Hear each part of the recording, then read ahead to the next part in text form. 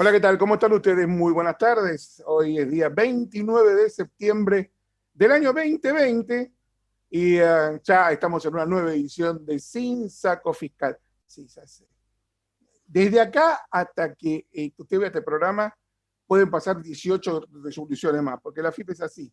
Es una máquina de sacar papeles como si en realidad un contador no tuviera más que ponerse a leer, como si fuera como único problema.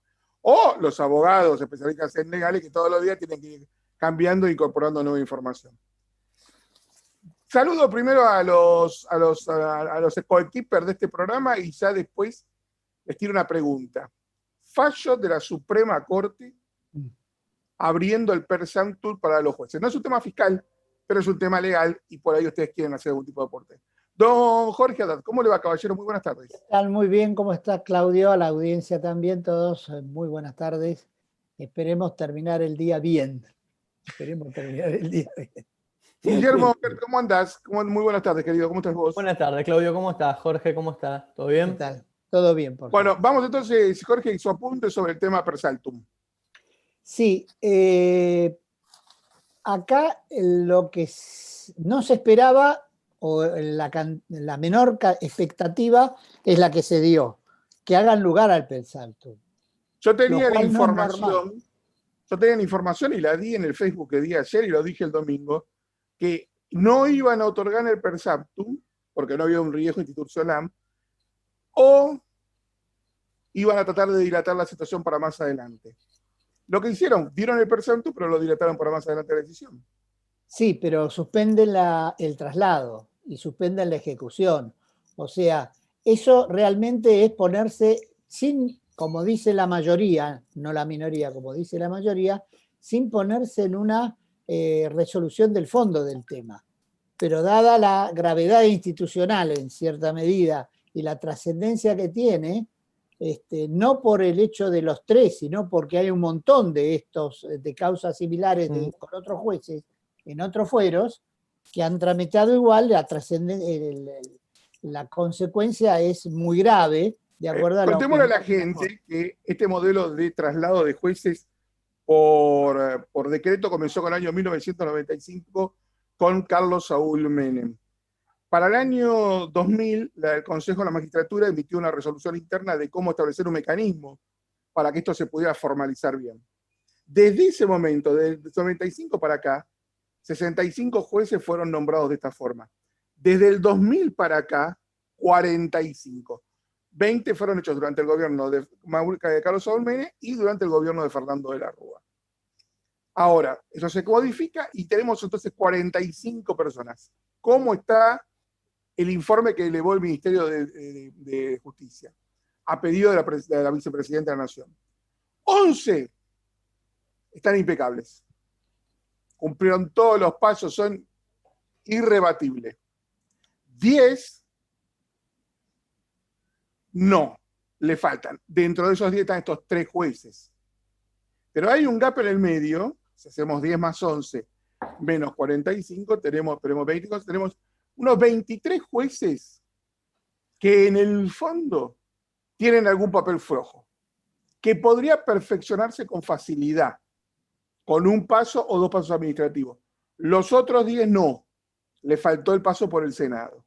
Esto sería, digamos, técnicamente sobre lo cual se basa Cristina Fernández para avanzar sorpresivamente, y es lo que dice el fallo, sobre 3 en vez de los otros 7, los otros en vez de los 10. Y lo dice el fallo en contra justamente a favor de Bruglia. Claro, claro, y lo dice muy claro la disidencia, que es la diferente opinión, porque termina en lo mismo realmente. Esto es por unanimidad, ¿eh? Ojo con eso.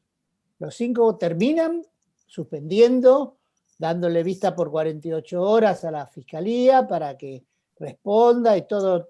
La chimentología sostiene que el que emitió rápidamente dictamen fue Rosenkrantz, claro, que era tan inevitable, que era imposible ponerse en desacuerdo con lo que había puesto. Claro, claro, porque lo fundó muy bien. Lo que hicieron los otros 4 fue una distinta fundamentación, nada más, distinto alcance, algunos, qué sé yo, pero uno tiene 16 carillas, el otro tiene 8, pero con las 8 son suficientes. Pero ¿Vos, Guillermo, qué apuntarías? Mira, a ver, me parece que también una cuestión relevante por el cual admitieron el tratamiento del per saltum hoy fue lo que sucedió con la Cámara, en lo contencioso administrativo, la Sala Quinta. El lunes, o sea, ayer, había salido el dictamen ya de Fiscalía de Cámara, donde rechazaba el amparo de los jueces. Y curiosamente, los jueces que conforman la Sala Quinta de la Cámara de lo Contencioso Administrativo Federal no se pusieron de acuerdo, tanto Tracy como Alemany. Cabe destacar, bueno, que Gallego Fedriani, que es el tercer juez que compone la Cámara, se abstuvo, porque él también está trasladado. Es uno de los 40 que vos decís. Claro, exactamente. Y eso, digamos, me parece que fue un factor mediante el cual digamos, hoy la Corte decidió admitir el per saltum, porque en definitiva también estaban viendo a ver qué resolvía la Cámara para ver si declararan abstracto o no, para directamente tratar sobre el fondo de la cuestión a través de un recurso extraordinario que evidentemente iban a terminar interponiendo los jueces una vez que la Sala Quinta se hubiera expedido sobre el fondo, cosa que no sucedió y por eso se admitió el per saltum hoy. Claro. Si analizamos así, para resumir, acá se pidieron dos cosas. Primero, la suspensión con el per saltum, ¿no? Primero, la suspensión del hecho, que ya está el decreto publicado en el boletín oficial, que tienen que pasar a los otros, a los juzgados de origen, llamémosle. Y segundo, admitir la causa para analizar el fondo. La primera la aceptaron. Le ordenan el efecto suspensivo de las consecuencias, sí. Con lo cual están suspendiendo los efectos del decreto del presidente que revoca el nombramiento. Eso hay que tenerlo en cuenta, porque esto ya lo resolvió con este per saltum, que estaba pedido. Una a favor, la otra es el fondo. Y ahí es lo que vos decís, pero con el per saltum ya pidieron el expediente a la Cámara. Totalmente, sí, ya Entonces está. La Cámara ya no va a dictaminar. No, directamente. Le libera de un problema a la Cámara, que tenías que buscar uno. ¿Qué te parece? Sí. La Cámara dice, bueno, yo me libero y ahora veo cómo avanzo. En 2 minutos te lo llevo. Claro. Creo que la Corte está cuidando la familia judicial de los embates de la justicia. Sí. Zaffaroni dijo algo muy interesante, dijo, tenemos que ver si vamos a tener o no poder judicial en Argentina. Y no lo dijo a favor de el volteo de estos jueces, sino de la actitud que iba a tomar la Corte. Si iba a defender la justicia o no defender a la justicia. ¿Que Zaffaroni se refería a eso cuando dijo...? Sí, yo creo que dijo eso porque en realidad él tampoco no está muy de acuerdo con esto de andar franeleando jueces sacando y poniendo por todos lados. Le encantaría él cree que hay 400 lugares para ocupar y ocúpenlo. Y ahora viene una reforma judicial donde crean 900 cargos, ocupen los 900 cargos. Gente de la militancia vamos a tener. No puede ser. Esto es por un tema de Cristina y vos no podés tocar las instituciones por una persona. Pero jóvenes, no es un tema político esto para mucho más. Pero es el tema del día, tenés razón. Sí. Por eso. Alguna putita teníamos que dar a la gente diciendo, bueno, la verdad que nos sorprendió a todos y bueno, creemos que la Corte dio un buen paso. Esperemos que den el segundo tan bueno como corresponde. Esperemos. Básicamente. Y que sea pronto, ¿no? Señores, impuesto a los ricos. Sí, señor. El impuesto a los ricos tiene un avance importante con el dictamen de la mayoría de las comisiones y que viene a tratarse en diputados, creo que este viernes se trata. Sí, señor. Porque la minoría, por lo que se comunicó, directamente resolvió en contra de no aplicarlo. No hizo un dictamen en minoría como suele hacerse en otras oportunidades. Exactamente, con disidencias en algunos puntos, con críticas en otros, directamente dijo no va. Pero por mayoría se calcula que tienen los votos. Entonces podemos presumir que este proyecto, quizás con alguna modificación, pero ya no creo que dictaminen, que sobre el dictamen haya modificaciones, ha corregido varias cosas que se le venían observando, en especial por violación de garantías constitucionales. La primera de ellas era la fecha de toma de patrimonio, que era originalmente bienes declarados al 31 de diciembre, con una ley de bienes personales, el impuesto sobre los bienes personales. Y ahora cambia porque es a la fecha de entrada en vigencia de esta ley, con lo cual ese argumento que era muy pesado, doctrinariamente y jurisprudencialmente avalado, que no era posible, lo han pasado por arriba, o sea, lo han resuelto, y lo han resuelto correctamente, de acuerdo a las normas. Ahora, como consecuencia y atado a esto, aunque después lo volvamos a ver, hay un problema de, si vos no tenés en bienes personales al 31 de diciembre, sino a la fecha de vigencia de esta ley, y hay bienes que se toman que no están considerados en bienes personales para su valoración, ¿quién va a hacer la valoración? Porque la ley no la hace. La ley te remite a bienes personales. Lo que no está en bienes personales, ¿quién lo hace? Ese es el problema de este dictamen, que también va a tener una consecuencia directa, porque si vos empezás a hacer las evaluaciones de una forma, no van a ser 9.000 los que van a estar, o 7.000 los que tengan que pagar este impuesto. Van a ser muchísimos más del doble. Depende cómo vos valúes los bienes. Acá remite a el activo financiero solamente, y a los efectos de la repatriación, sí remite a el impuesto a los bienes personales en un artículo tal, donde establece, pero es por activos financieros, por la repatriación. Pero para el resto de los activos que componen el patrimonio de cualquier contribuyente, no. Acá no hay normas y es muy factible que eso complemente la AFIP. Y cuando la AFIP complementa en un tema tan importante como la valoración, ya estamos entrando en un nivel borde, como quien diría, en un nivel gris, en una zona gris, porque no se le puede dar la calificación. Hay un ejemplo de Harris muy, muy gráfico. El Poder Legislativo puede decir: los propietarios de un elefante van a pagar un impuesto de tanto por elefante. El Poder Ejecutivo va a establecer las fechas de vencimiento, las formas de pago y qué se entiende por elefante. Eso no lo puede hacer, eso lo tiene que hacer la ley. ¿Qué se entiende por elefante? Es la valorización de los bienes. No sé, para que quede claro, es la valorización de los bienes. Y si no tenemos la valorización de los bienes en la ley, es todo un tema impugnable. Se torna subjetivo, en pocas palabras, porque yo digo que mi bien vale 100 y la AFIP dice que vale 2.000. Caes en la arbitrariedad. Y el tema es también caes en la arbitrariedad. Yo traigo un papel que dice que vale 100. Claro, después la AFIP por ahí me lo acepta o no me lo acepta. Ni siquiera la participación de un tercero estaría reglamentada. Nada. Con el blanqueo no había que traer, Jorge, sí, evaluaciones del exterior. Había que traer evaluaciones del exterior, pero tenían que ser por lo menos 2 y certificadas de algún tipo.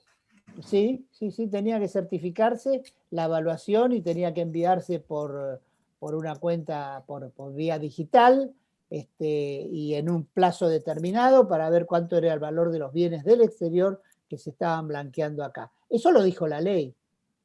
La cuenta la abrió el Banco Central con la AFIP, donde vos tenías que... Claro, en el fondo, este impuesto a los ricos sale de mi declaración personal de bienes personales. En principio sí, pero la última declaración tuya fue el 31 de diciembre del año 19. Y del 31 de diciembre a octubre del 20, algo pasó en el mundo, por lo menos. No, ya sé, pero lo que te quiero decir es básicamente, o sea, el AFIP se va a tomar de esa declaración mía del año pasado. Sí, más todos los bienes que vos tengas que están exentas en esa declaración, que vos no la declarás y ellos tienen la información. Por ejemplo, hay muchos elementos en bienes personales, actividad agropecuaria, que no se declaran para bienes personales, que están excluidos. Y que, sin embargo, acá expresamente están incluidos, porque no hay ninguna exención de bienes personales válida acá, ni validez sobre los valores. Así Perdóneme, Jorge, una pregunta. ¿Yo voy a hacer una declaración jurada diciendo voy a tener que pagar tantos pesos? ¿O el gobierno va a saber y decir, vos tenés que pagar tanto? ¿La cifra la ponen ellos o la pongo yo? Tenés las dos alternativas, que eso es lo que yo planteé en el Colegio Público de Abogados, y creo que no lo han planteado ninguno, y la AFIP lo puede hacer, porque tiene los elementos al menos para estimarte. ¿Te acordás hace muchos años, creo que fue con la NUCE, que se creó, y por única vez, un impuesto al automotor en el orden nacional, que iba destinado a las escuelas, al Ministerio de Educación, no me acuerdo a qué fue? Y ese impuesto fue la última vez que la DGI, en ese momento, el órgano de recaudación nacional, utilizó una herramienta que está en la ley de procedimiento fiscal desde el inicio, que es la liquidación del impuesto por parte de la administración, no voluntariamente de tu parte, del contribuyente, no por voluntad del contribuyente, sino el fisco le dice, yo tengo esto, te corresponde pagar esto y te mando la liquidación. Más o menos es como se hace en aduana, donde vos le das la información, el valor que vos estimás, si ellos te consideran si está bien o no está mal, y te dicen lo que tenés que pagar. Eso lo puede hacer tranquilamente en materia de impuestos. Que no lo haga es otra cosa. Tiene los elementos para hacerlo, y yo no sé si tiene todos los elementos para hacerlo en el exterior, pero tiene los elementos declarados, bienes personales al 31 de diciembre de esta gente, que las 9.000 personas son enviadas o remitidas por la AFIP al Congreso.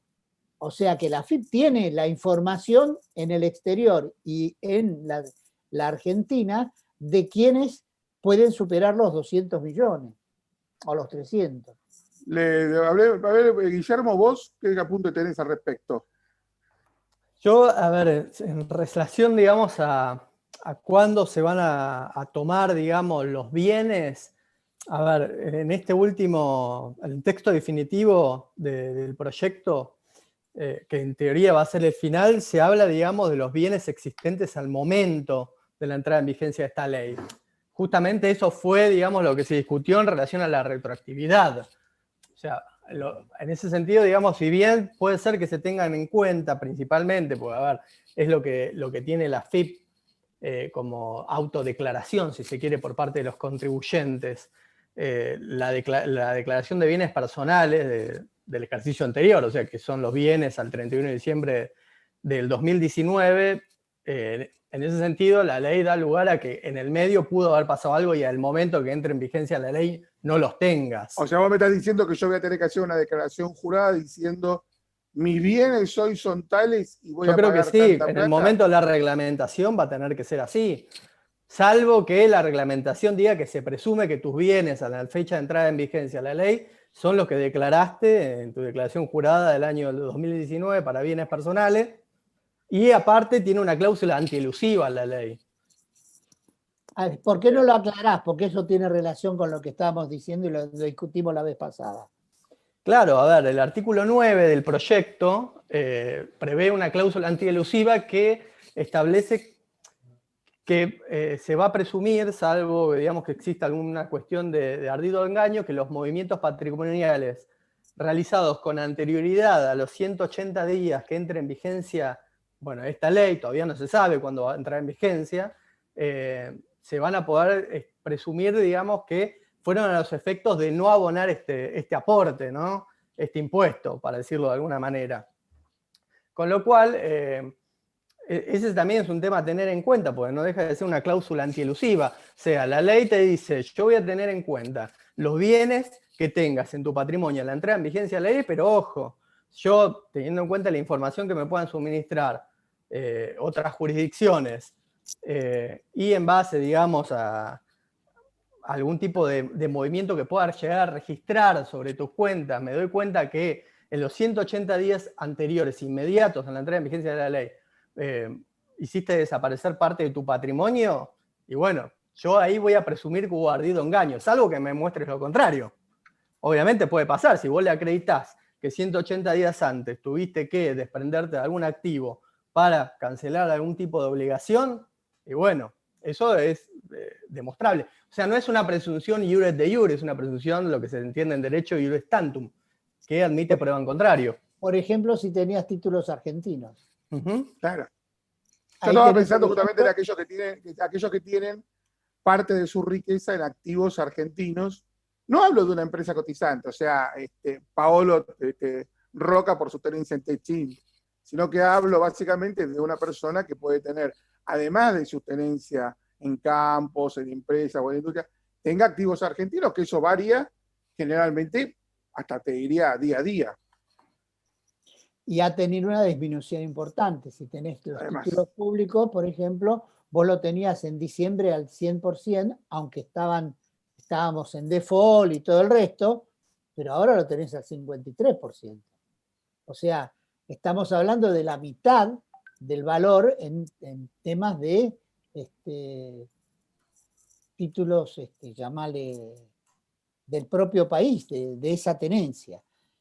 hay un dato que hay que tener en cuenta acá, Jorge, y es que la charla, el mail que yo le mandé de una persona que contrata mi servicio de privado, que es en coordenadas, mi informe reservado, y me dice, mira, Claudio, en mi estudio tengo por lo menos 3 o 4 personas que van a tener que pagar. Y son personas que no tienen que pagar, no tienen hoy para pagar por los activos que tuvieron en el 31 de diciembre pasado.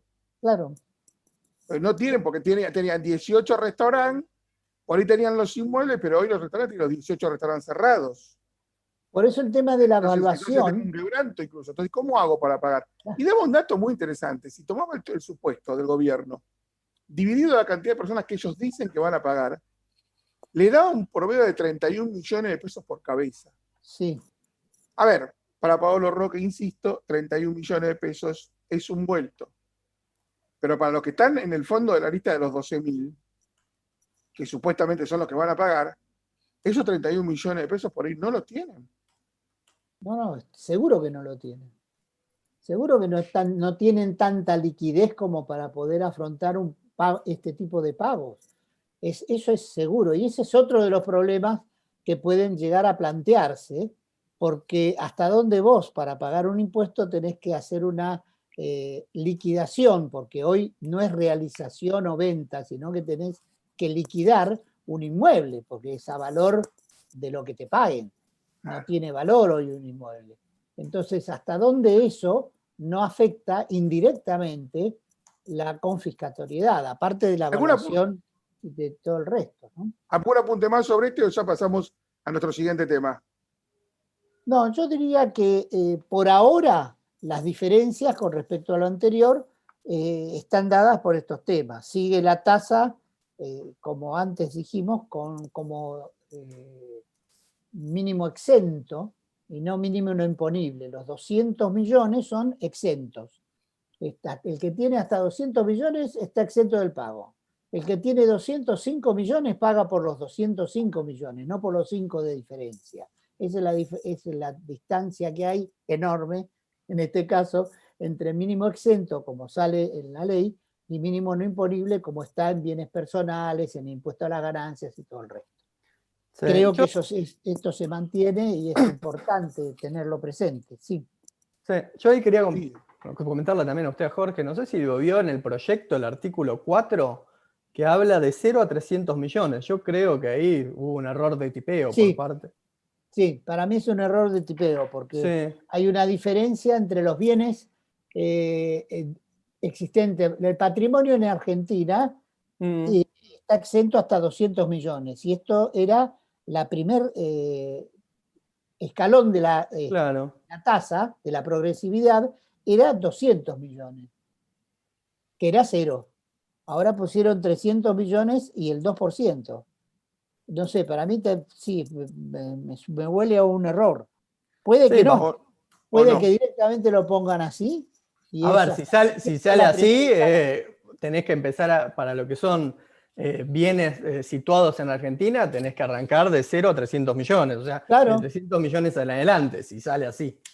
A ver, Guillermo, la sospecha que hay, y ahí me voy a unir a lo que dijo un economista, Gustavo Lázari, que este año no van a ser 12.000, van a ser 19.000 los que van a pagar, o 20.000. La lista va a ser más larga porque necesitan plata. Y este año van a pagar la gente con 3 apellidos. El año que viene van a pagar los de 2 apellidos. Y el año siguiente van a pagar los Charutini, los Adá, los Kerr. Vamos a pagar los García y los Pérez. Digo. O sea, es la costumbre argentina de hacer las cosas por una única vez y que eternamente. Y que se perpetúe en el tiempo, sí. Claro, eso sería súper complicado porque... Van a tener que sacar otra ley igual, pues, o sea, Sí. el texto dice claramente que es por única vez. Generalmente en otros impuestos, si se quiere, de emergencia, vos sos joven. No, Guillermo, yo te saco una ley en 2 minutos. Si le reparto los sobres que corresponden. sí. A ver, ¿querés que te diga la verdad? ¿Sabe quiénes están a favor del impuesto a los ricos? Los radicales.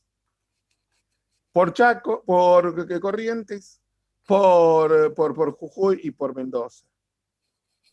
Ni hablaron de la Copa de la Ciudad de Buenos Aires, pero ellos están diciendo, bueno, de esto no va a tocar plata.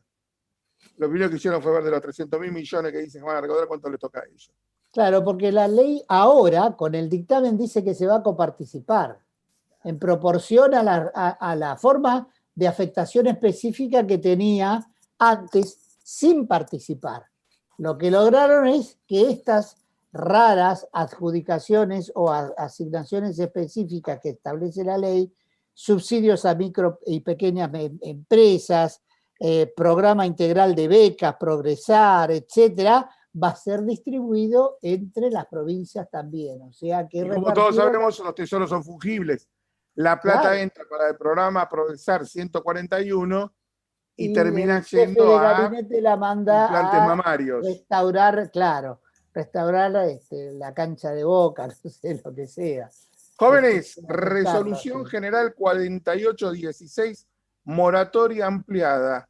¿Qué pasó? Sí. Yo, Claudio, antes de por ahí arrancar con el tema, te quiero avisar que está el invitado esperando, que lo tengo en sala de espera. Bueno, yo no lo había visto. Perfecto. ¿Quieren ir a la nota y después seguimos con el temario? Dale. Listo, preséntenlo y vamos con la nota. A ver, ahí estoy admitiendo.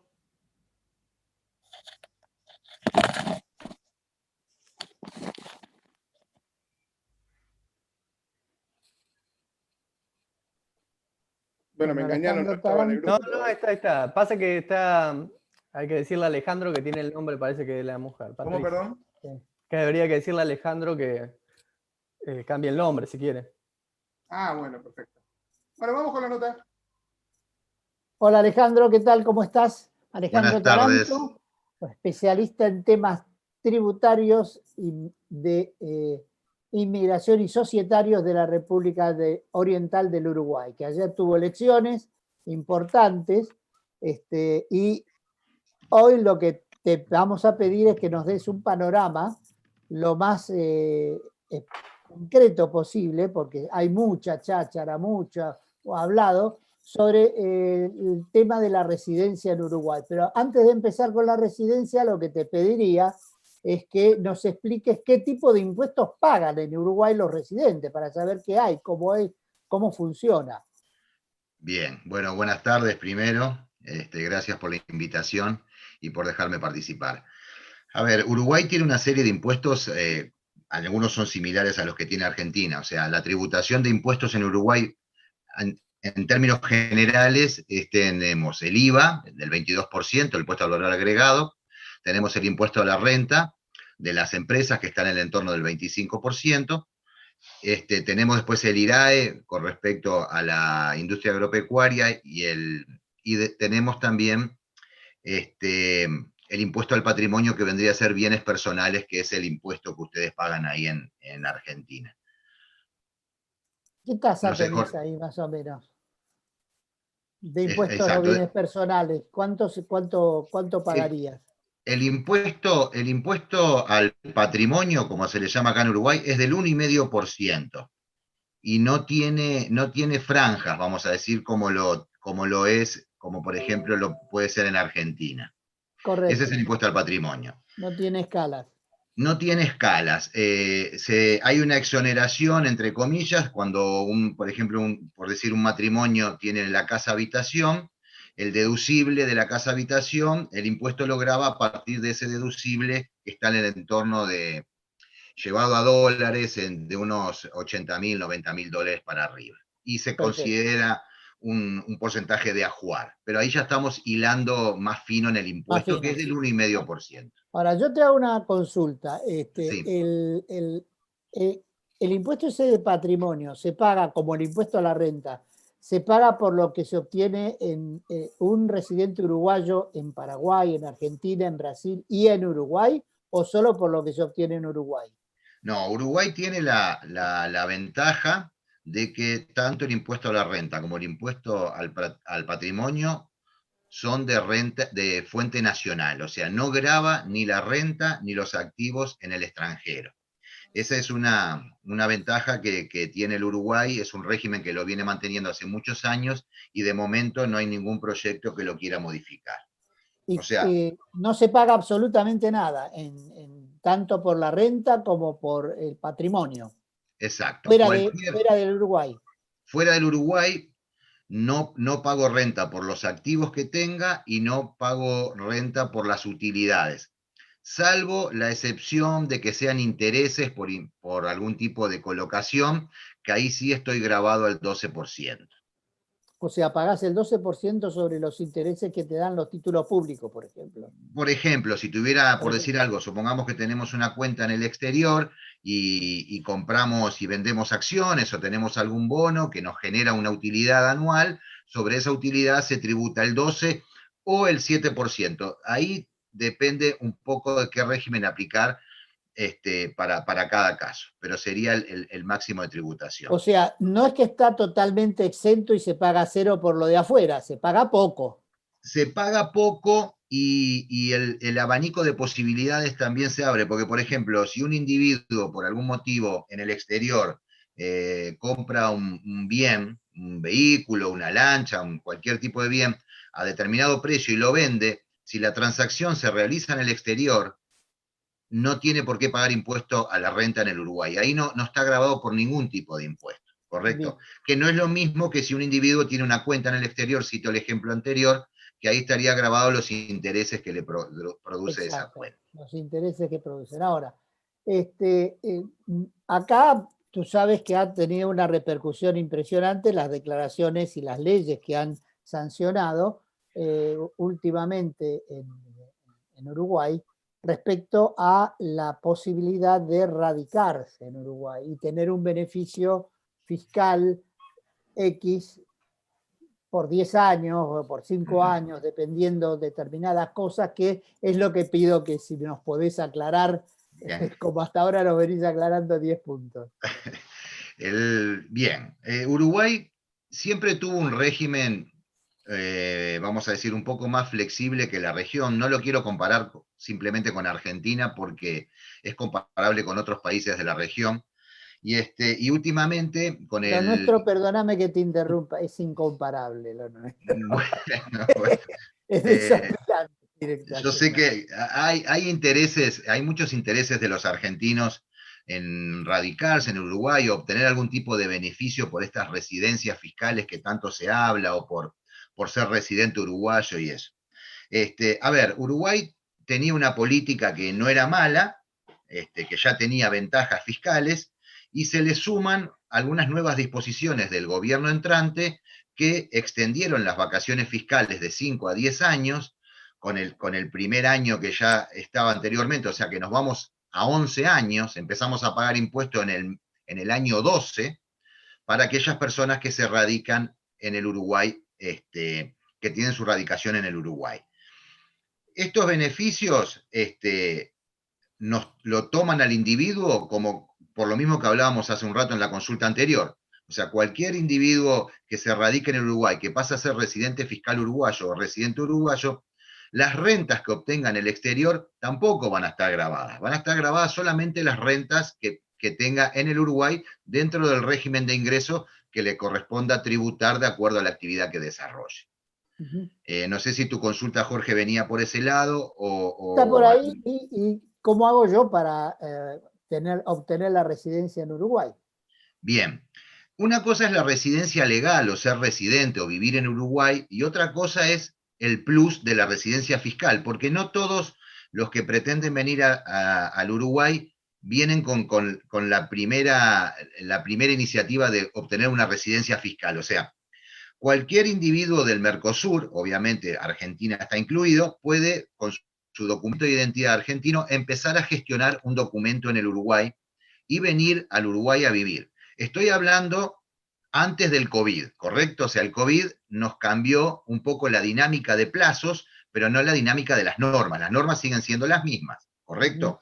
Sí, sí. Entonces, en aquel entonces venía con la cédula de identidad, iniciaba en el Ministerio de Relaciones Exteriores un trámite y obtenía su documento uruguayo, puede vivir en el Uruguay y puede trabajar en el Uruguay.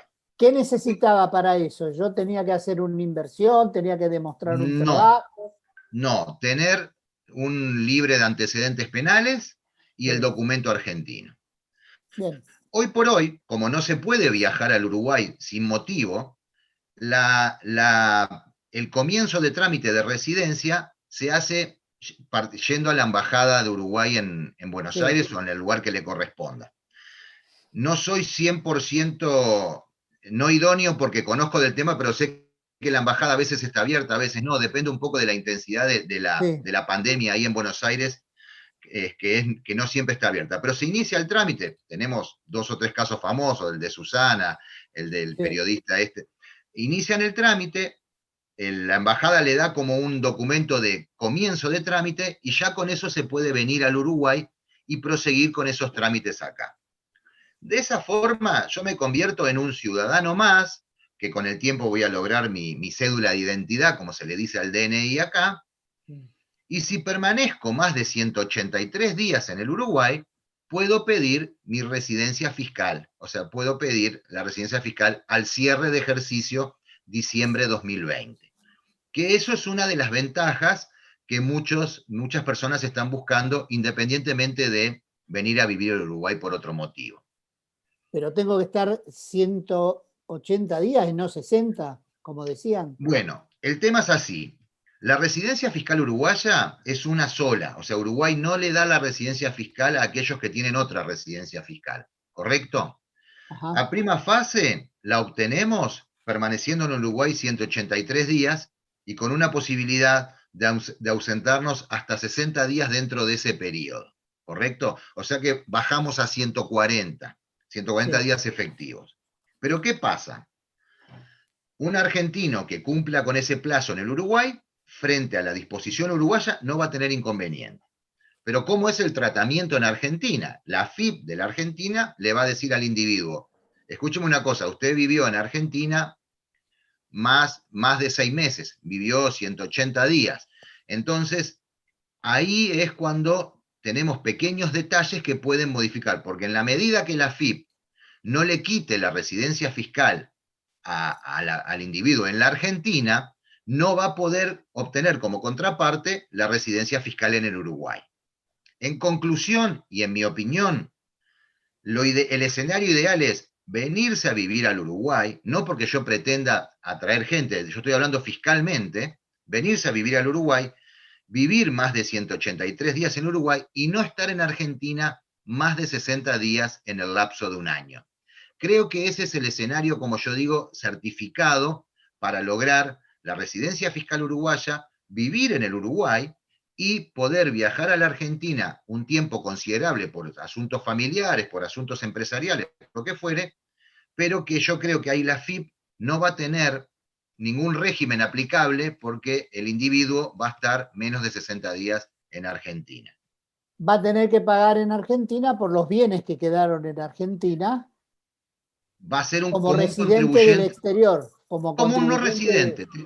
Claro, Sí. Como un no residente contribuyente Exacto. del exterior, pero va a pagar solamente por los bienes que tiene en Argentina.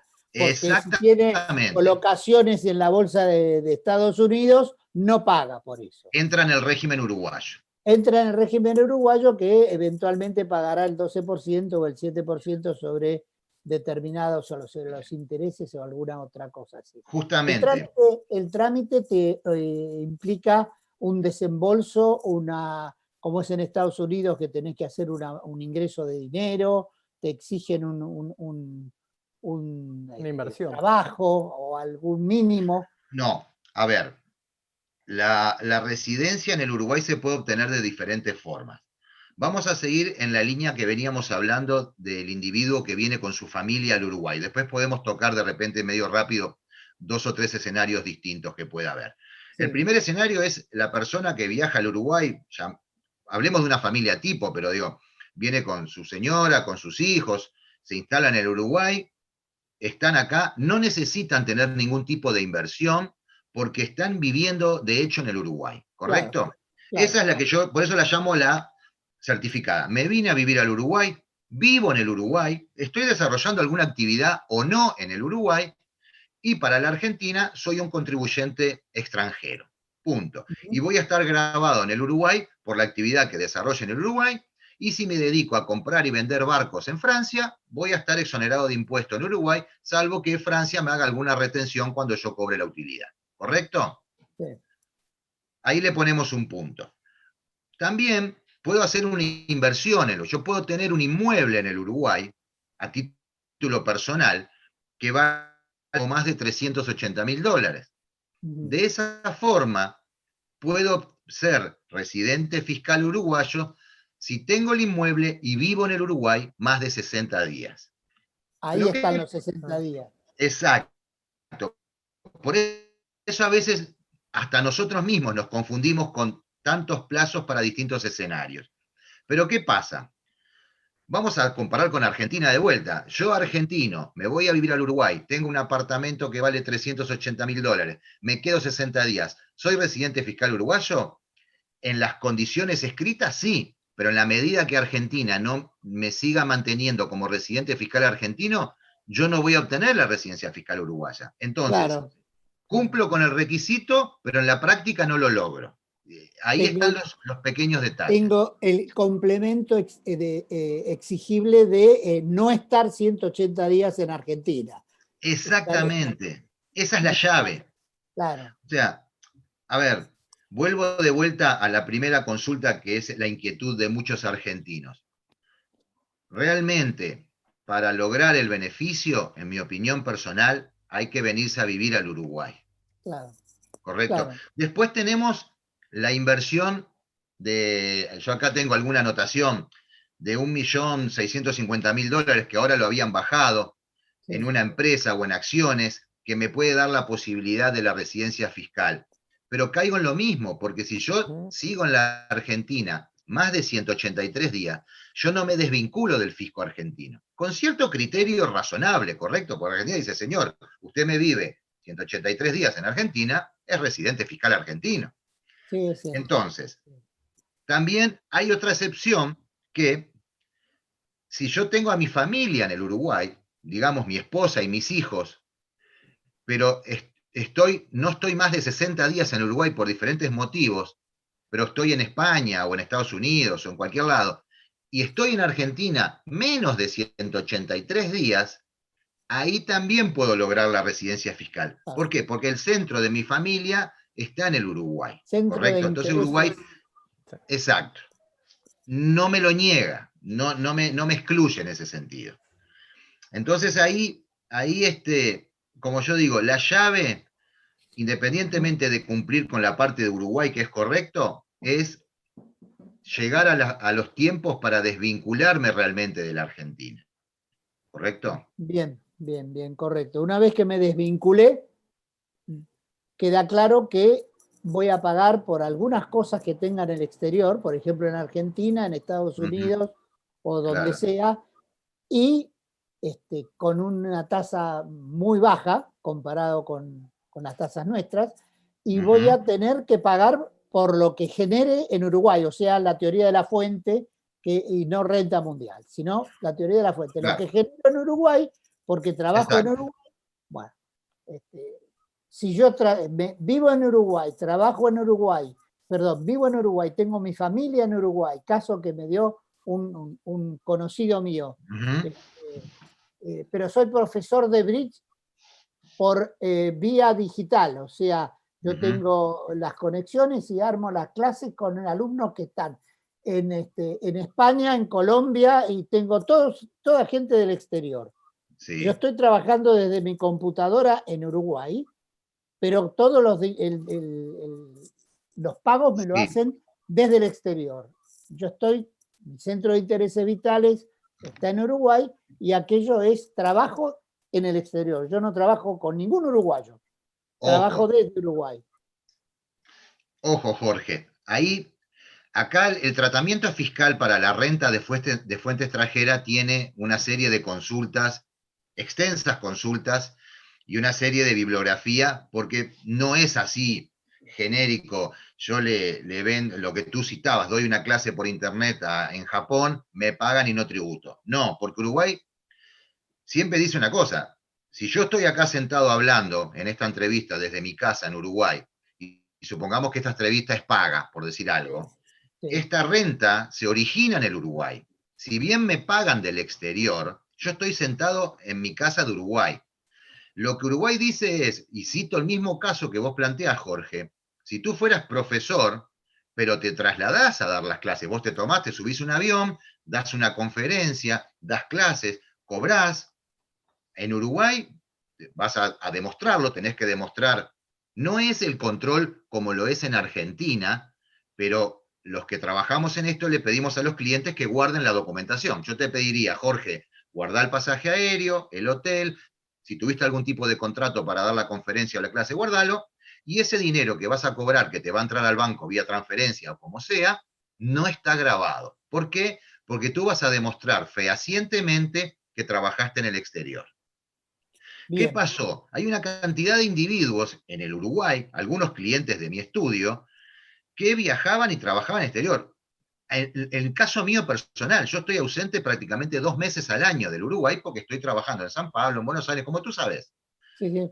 Y ahora, ese trabajo que antes estaba exento y hoy debería estar exento, yo mucho lo tengo que realizar desde el Uruguay. Entonces ahí me cambia el enfoque de la parte tributaria, ¿correcto? Entonces, cuando las fuentes de renta extranjera, la fuente tiene que ser en el extranjero y tiene que realizarse en el extranjero, ¿correcto? Perdón que nunca puede ser nacer desde el Uruguay.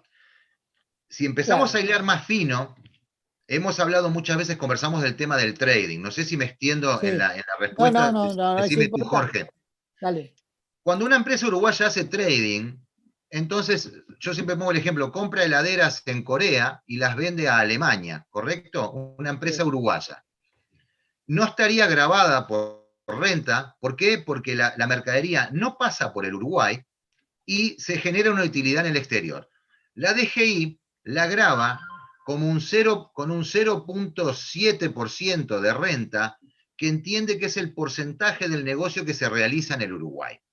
Eso es muy ventajoso, te podrás imaginar, pero Uruguay dice, ojo, porque esta empresa, si bien compra y vende en el exterior, está con un mínimo pie en el Uruguay. Y en ese mínimo pie la obliga a tributar un anticipo de renta obligatorio y la obliga a liquidar renta al cierre de ejercicio por yo dije un 0,7, porque es una ecuación que hay que hacer, pero no llega al 1% de lo que debe tributar de renta. Claro. E incluso los dividendos que después se van a distribuir entre sus accionistas caen en la exoneración de renta, o sea, no pagarían el 12% porque quedan abarcados en ese régimen, van sobre ese 0,7%.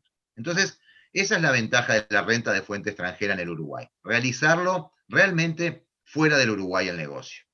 Claro. Perfecto, perfecto. Todo eso, las empresas digitales que están en la zona franca y todo el resto, que es lo que realizan ellos, ese tipo de tareas, en el exterior. Claro, el régimen de zona franca le suma una barrera impositiva. Ya ahí, si yo estoy en zona franca, ya no tengo que pensar en la renta de fuente extranjera o no, porque cuando estoy en zona trabajo para el exterior. Entonces, la zona franca me pone un plus, que yo, estando en zona, teniendo un contrato de usuario y haciendo un plan de negocios, vuelvo al ejemplo de las heladeras. Yo puedo traer heladeras a zona franca, Uruguay. O sea, yo puedo ser representante de una marca de línea blanca en la América Latina, por ejemplo, ¿correcto? Entonces, con una zona franca uruguaya traigo toda la mercadería a Uruguay, lo uso como punto de distribución y de ahí vendo a la región, no al Uruguay, vendo a la región. La utilidad que yo genere con esa empresa en zona franca por la compra en el exterior del producto y la venta en Latinoamérica, no está grabada por renta, porque estoy operando desde una zona franca. No tengo que pensar en el régimen de renta de fuente extranjera, no, porque estoy en zona franca. Si por algún motivo vendo en plaza, vendo al Uruguay, ahí voy a entrar al régimen de impuesto como cualquier empresa Claro, del Uruguay. es como si nacionalizaras una mercadería Exactamente, como importador, exactamente. exactamente, exactamente. Guillermo, Sí, no, Alejandro, a ver, te quisiera, a ver, por ahí pedirte una aclaración en relación, digamos, por ejemplo, a las operaciones en zona franca que vos mencionaste. En ese caso, si bien no te malinterpreté, no estaría aplicable ese 0,7% que mencionaste en el No. eventual caso que el trading lo harías en el exterior. Y bueno, ahí haciendo un poquito de hincapié en eso, a ver, en ese 0,7% que te exige el fisco uruguayo, ¿cuál sería el nexo territorial con Uruguay si el trading lo haces en el exterior? ¿Estamos hablando de una sucursal, una filial de la empresa que está en Uruguay?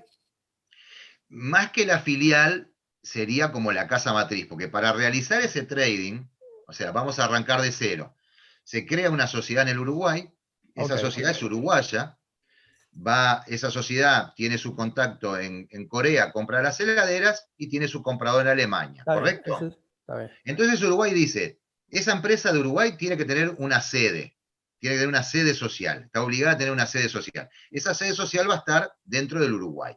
Entonces, el hecho de que su sede social esté en el Uruguay y que, de alguna manera, su facturación y sus impuestos los paga el Uruguay, ese mínimo porcentaje es el que Uruguay dice, bueno, señores, utilicen el beneficio, señores, el mundo entero, ¿correcto? Utilicen el beneficio, pero hay un mínimo que cae dentro del Uruguay. ¿Por qué? Porque la sociedad está en un estudio contable o en una oficina propia, puede tener una oficina propia en el Uruguay, ¿correcto? claro, claro. Entonces, ese mínimo es lo que va a tributar de renta. Claro, ese sería el establecimiento permanente, básicamente. Exactamente. Es Sí, la casa matriz, vamos a decir, sí. ¿correcto? Con su actividad en el exterior. Eso es muy usual acá en el Uruguay, lo hacen los extranjeros y lo hacen los uruguayos también, porque o sea, esto no es nada prohibido, esto es fiscalmente admitido. Y bueno, y es una forma de desarrollar el comercio y utilizando esos beneficios. Sí, señor. La zona franca lo que hace es que me libera del Claro. régimen tributario. Claro, sí, porque no es territorio, sí, sería como que no sería un territorio No es uruguayo. territorio uruguayo, Claro, la exactamente. ley 15.921 que crea las zonas francas hace ya muchos años, se crearon con el interés de fomentar el trabajo en el Uruguay, especializar la mano de obra. Dice así, bueno, instálense en zona franca, manufacturen, armen, compongan, no necesariamente traer un producto, bajarlo y subirlo y sacarlo, porque la ley de zonas francas ha sufrido modificaciones. Antiguamente los contratos de usuario era relativamente fácil hacerlos y ahora no es que sea un imposible, se hacen, pero la empresa tiene que tener una actividad, tiene que un plan de Real. negocio, un flujo. Claro, porque ¿qué es lo que quiere Uruguay con esto? Y generar mano de obra, o sea, que se contrate mano de obra en el Uruguay, aparte del uso del usuario indirecto, de las cargas, de los despachantes, etcétera, etcétera. Sí. Entonces, es muy beneficioso. No quiero entrar en los detalles de que pueden en algunos casos pierden el certificado de origen o no, pero eso ya es un tema más específico Sí. para ver lo que hacen. Pero en el punto de vista impositivo, la zona franca nos pone una barrera que de ahí para adentro tenemos ese beneficio fiscal. Es muy interesante el régimen. Lo Sí, sí, mismo sí, también Puerto Libre. Ojo, Puerto Libre, que es un régimen similar, que está dentro del puerto, también nos permite operar. Y en Puerto Libre puedo operar con una sociedad de cualquier jurisdicción. No solamente tiene que ser una sociedad de zona franca. no solamente de zona franca, No, sino de cualquier lado. Puerto Libre creo que es un capítulo aparte para otro Sí, momento, pero es una operativa muy interesante porque no quiero que de repente aquel que nos está escuchando se embarulle un poco con tanto concepto, está pero bien. digo, En otro momento lo ampliamos, me es parece bárbaro. interesante. Claudio Me parece Chirutini. muy lógico esa decisión porque, a ver, hay muchas empresas que están queriendo instalarse en los puertos libres de la zona de Montevideo o alguna similar para operar desde ahí. Entonces es muy bueno quizás un segundo encuentro con nuestro invitado para tratar esas especificidades. Yo no Me tengo parece inconveniente, estoy a las órdenes. Para mí es un placer. un gusto. Le agradecemos mucho. Alejandro, Despedimos al invitado, por favor. sí, cómo no. Muchísimas gracias, Alejandro, por el tiempo y por la claridad en la exposición. Realmente creo que es suficientemente claro el tema de radicación o no en el Uruguay y los temas fiscales que hay en el medio. Muchísimas gracias. Muy amable, muchas gracias. Gracias a ustedes. Gracias a ustedes, les mando un abrazo y estoy a las órdenes para cuando necesiten algún tipo de consulta. En un par de semanas estamos nuevamente con usted. Bueno, a las órdenes. Pasen bien, gracias. Bueno, vamos a seguir con los temas porque tenemos bastante.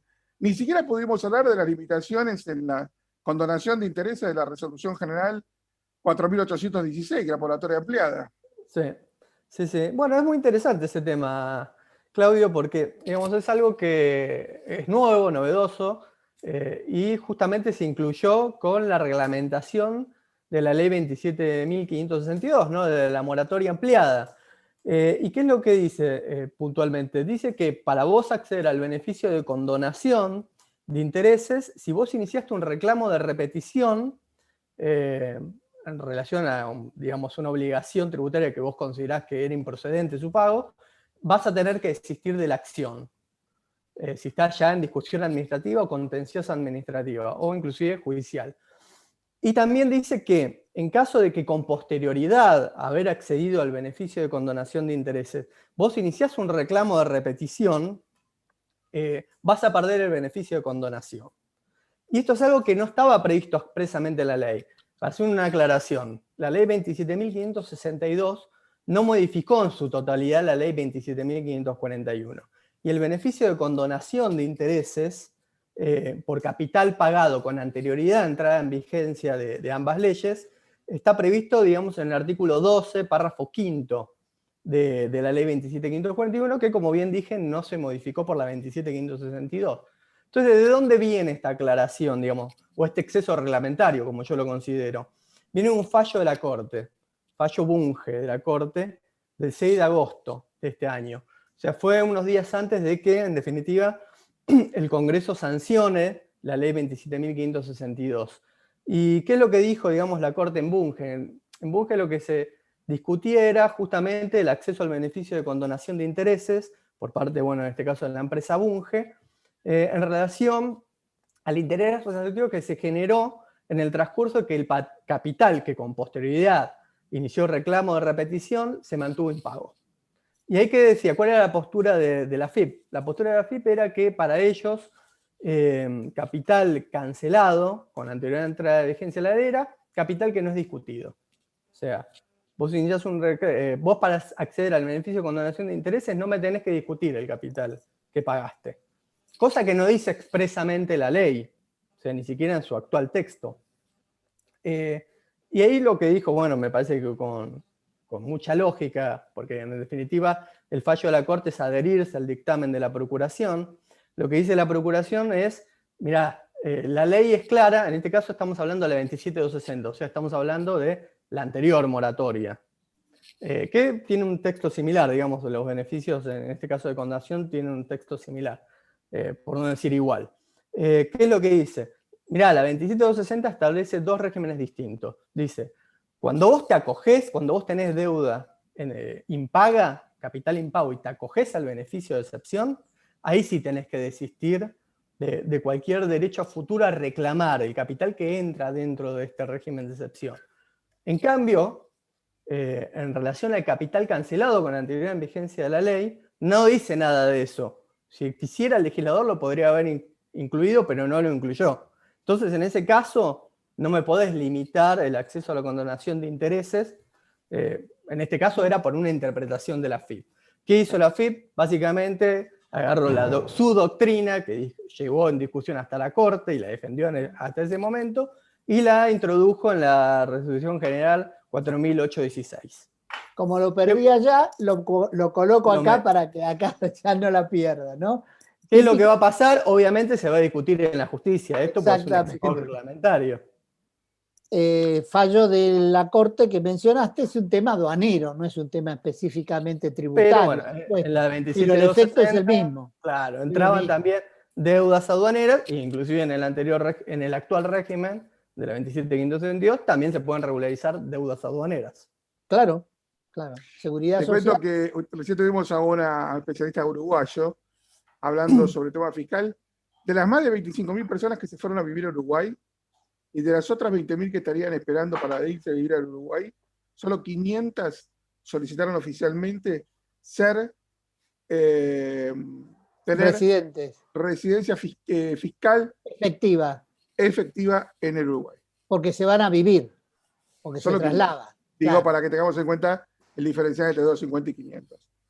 Sí. Proyecto de ley para limitar la ayuda estatal para las empresas que tienen offshore o que están de probada evasión.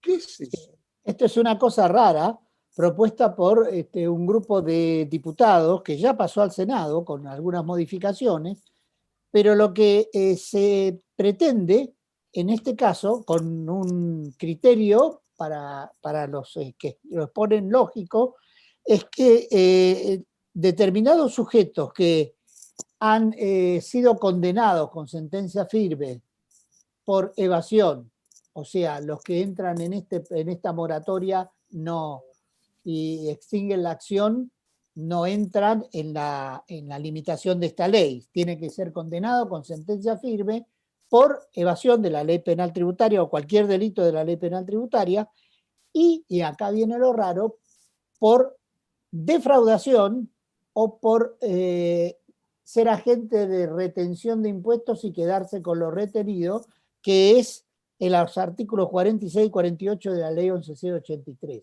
Tiene nombre y apellido esto, me parece, ¿no? ¿Cómo? Tiene nombre y apellido esto. Y es como está puesto, me huelo que sí. A ver, apunta a Grupo Clarín, a La Nación, a Cristóbal López, apunta quizás también a la gente de Techín.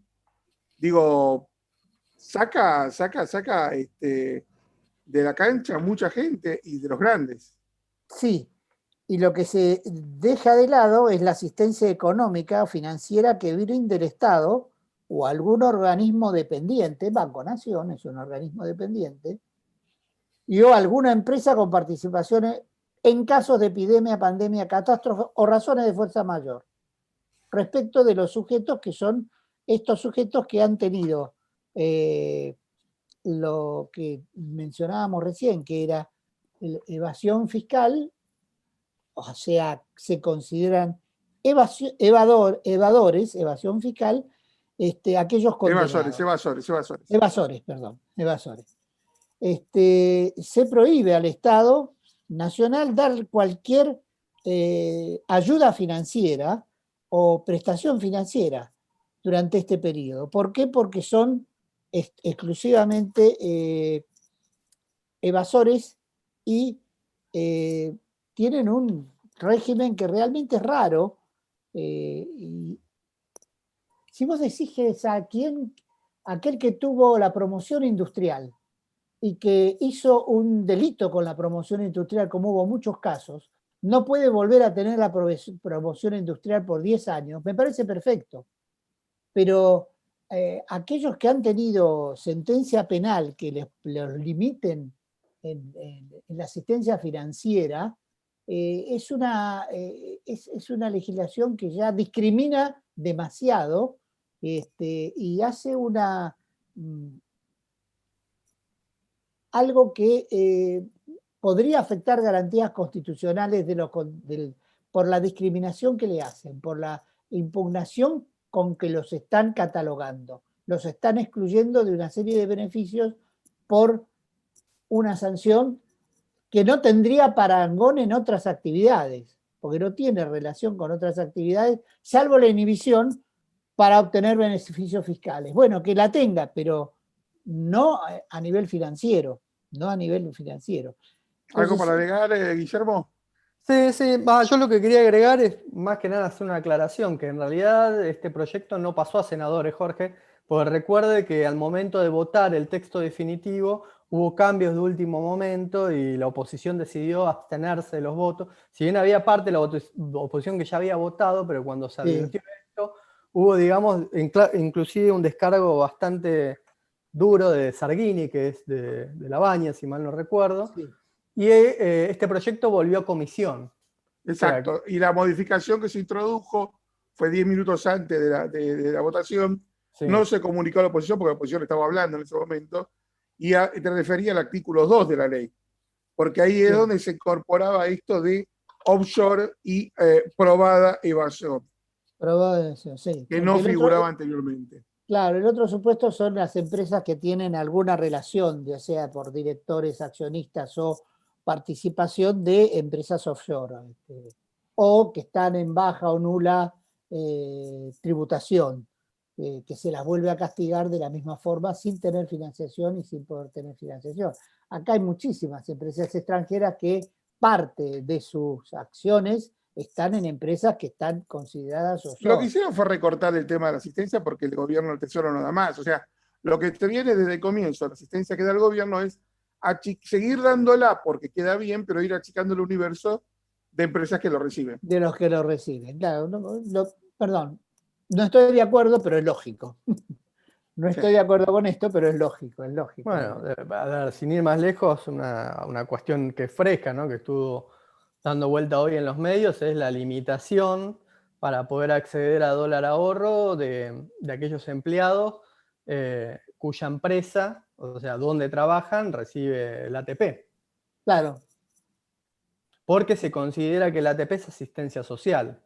Entonces, o sea, el Estado le está diciendo, yo no te voy a dar plata para tu sueldo para que vos vayas y compres dólares. En otras palabras, es esa. Lo cual no me parece ilógico. No, a ver, ahí lo que se puede discutir es, en definitiva, a ver, el empleado que trata de resguardarse en el dólar, no le pidió a su empleador que pague el ATP, o sea, el empleador lo pide por una cuestión justamente lógica del contexto, pero digamos no es la voluntad del empleado recibir el ATP, con lo cual por ahí limitarle al empleado a acceder a, si se quiere, una moneda de ahorro, por recibir un sueldo libre de sus bienes, ¿no? Claro. Sí, pues en definitiva no deja de ser dinero, Jorge. En ese sentido. Claro. La Sí, disponibilidad. pero lo que digo básicamente es ese que no termine por comprando con dinero del erario público. Bueno, claro. La intención y tener un efecto secundario. Dictamen de amparo de la Ciudad de Buenos Aires sobre la pertenencia o no. Mi estimado Guillermo. Sí, no, en realidad lo que dictaminó, digamos, el procurador fue algo que ya habíamos adelantado en la anterior emisión, la jurisprudencia que hay en este sentido en relación a que a la Ciudad de Buenos Aires le tienen que dar un tratamiento equiparable a una provincia al momento de discutir si la Corte tiene competencia originaria o no en relación a algún tipo de problema que se pueda suscitar entre la Ciudad de Buenos Aires y otra provincia, o la Ciudad de Buenos Aires con la Nación, o la Ciudad de Buenos Aires con algún ciudadano, ¿no? De tanto de la Ciudad de Buenos Aires como de otra jurisdicción, que es un poco lo que amplió Jorge en la anterior emisión en relación a lo que establece la Constitución en relación al acceso de la competencia originaria de la Corte Suprema. Que bueno, era algo que sabía que se iba a discutir, a ver si la Ciudad de Buenos Aires podía ir en competencia originaria a la Corte, y bueno, ya había precedentes que lo habían admitido en ese sentido. Sí, esto es importante porque desde el comienzo de la reforma de la Constitución en el 94, creo que el estatuto, la Constitución, llamémosle, de la Ciudad de Buenos Aires del 96, si mal no recuerdo, desde ese momento que se empezó a discutir primero 95. Si era una Constitución, claro. En realidad la Constitución de la Ciudad de Buenos Aires tiene Constitución, no estatuto. Claro. Era una Constitución, porque asume el rango de provincia. Claro, pero el resto de las provincias no, y la nación durante mucho tiempo no le daban la misma calidad de provincia, hasta que la Corte lo tuvo que reconocer que es una provincia más. No, de hecho la Corte, a ver, hay precedentes de la Corte que rechazaban su competencia originaria porque no asimilaban a la Ciudad Autónoma de Buenos Aires como una provincia. Como una provincia más, exacto. Eso es tradicional, o sea que esto es importante. Viene conformando y confirmando una doctrina de la Corte de los últimos años, pero no anterior. O sea, hubo un cambio acá que implica que la Corte va a tener que expedirse sobre la amputación de la parte de la coparticipación que le realizó la Nación. Hay dos cosas sobre esto, que vos lo comentaste el domingo y que es importante con la sentencia de hoy. La Corte puede hacer una y una. O sea, te doy una y te niego otra. Claro. No sé cuál de las dos puede hacer. No, pero lo cierto los es tres que la jueces- Corte es un organismo que ya ha perdido su condición de organismo judicial, es un organismo político con un sucedáneo judicial. Exacto, exacto. Entonces te rechazo lo que hiciste con los tres jueces, pero te mantengo esto de la amputación del 1% a la ciudad de Buenos Aires y que se perjudique la ciudad de Buenos Aires. Eso lo puede hacer la Corte también, porque, bueno, lo Bueno, ya mencionaste. llevamos algo más de una hora de programa. Vamos por la RG 4822, que está con el régimen de facilidades que se extendió hasta el 31 de octubre. Y algo raro que está publicado por algún medio, la emisión automática de reclamaciones Sí. a presentarse a gente que compró dólares a la AFIP, por parte de la AFIP. Sí, eso es lo que está pasando últimamente, que estamos en presencia de una serie de cambios en lo que venía actuando en la pandemia y la cuarentena, o centena, como lo llaman, el organismo de recaudación que estaba haciendo inspecciones limitadas. Ahora empezó a hacer inspecciones por vía digital, por tu página, estás continuamente fiscalizaciones electrónicas y estás recibiendo esto. A quienes empezaron a controlar a ver quién tenía compra de dólares y de dónde sacó el dinero. Claro. Esto no es la primera vez que lo hacen, lo han hecho muchas veces. Yo recuerdo en el Campeonato Mundial en Brasil, cuando Argentina pasa a la final, la cantidad que estaba con el Chino Kikuchi en esa época, el jueves le digo, Chino, vas a ver que, no, era con Holanda, el sábado se jugaba con Holanda, y el jueves le digo, Chino, vas a ver que el lunes, martes, la FIP empieza a llamar a un montón de gente que son monotributistas de la primera categoría que no tienen cómo llegar a Brasil y menos ver el partido en Brasil, ¿no? Y dicho y hecho, el miércoles la FIP sacó un listado entre los que estaba una famosa, no sé, modelo, la griega Chipolitakis, que dijo haber sido invitada. La respuesta que da, pero eran como 400 los que estaban monotributistas. Bueno, este cruce de información es lo que están haciendo ahora con los que compraron dólares. ¿De dónde sacaste la plata? Justificame, a ver qué es lo que estás haciendo, cómo vas a comprar tanta plata si vos no me podés justificar que tenés ese dinero. ¿De dónde lo tenés? Una de las formas de tratar de evitar la compra de dólares. Así de simple. Así de simple. Una forma indirecta de cepo. Jóvenes, ya llevamos casi una hora, 12 minutos de programa, con lo cual lo que le propongo es precisamente apuntes finales de cada uno de ustedes. ¿Les parece bien? Bien, Guillermo. Señor Guillermo Gert, podemos hacer, digamos, como una suerte de reflexión en función, digamos, a lo que habló el invitado, el entrevistado, sobre sacar la residencia fiscal en Uruguay y algo que se estuvo hablando, Claudio, cuando empezó todo este auge, ¿no? de irse a Uruguay, que es el tema del exit tax, ¿no? Como suerte de impuesto de despedida, impuesto a salida, que en su momento lo deslizó el Ejecutivo como podría llegar a ser factible, que es un impuesto, bueno, que en su momento se aplicó en España también, para aquellos, digamos, ciudadanos españoles que por una cuestión impositiva se iban a otro territorio, ¿no? A otra jurisdicción, que sería interesante ver si esa idea evoluciona hacia futuro, porque sería como una suerte de tratar de desalentar algo que ya es inevitable, ¿no? De que la gente, o muchas personas con determinado capital, opten por irse a vivir a Uruguay. Sí, Creo que aclaró bastante el panorama para todo lo que todo el humo que había y todo el halo que esto Pero encerraba. ¿qué significaría ese impuesto? ¿Es una cifra fija? ¿Es un monto sobre los bienes? No, es un monto, a ¿Es ver, una despedida y no me reclames más nada?